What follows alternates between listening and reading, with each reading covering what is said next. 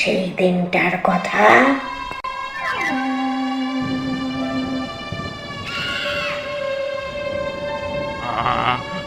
আমি যা করেছি ভুল করেছি, আমাকে ছেড়ে দাও। হ্যাঁ, হ্যাঁ, তোকে ছেড়ে দেব।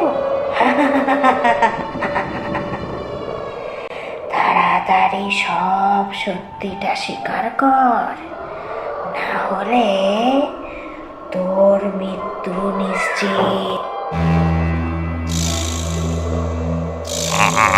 আমি স্বীকার করছি, আমি 20 বছর আগে আমি সবাইকে মেরেছিলাম আর তোকে এই মন্দিরের পিছনে পুঁতে দিয়েছিলাম।